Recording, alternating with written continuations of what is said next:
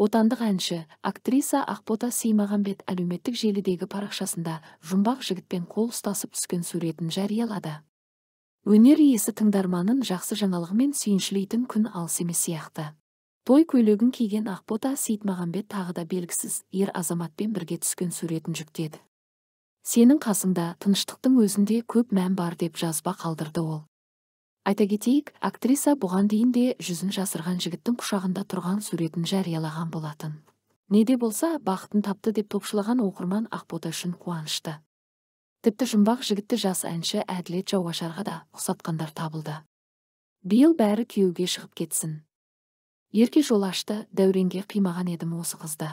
Одан да мықты ер азаматқа лайық жансың, Әділет Жауашарға ұқсайды екен. Бақыттарың баянды болсын, тұрмысқа шық деп жарыса жазып жатты желі ұңғылары.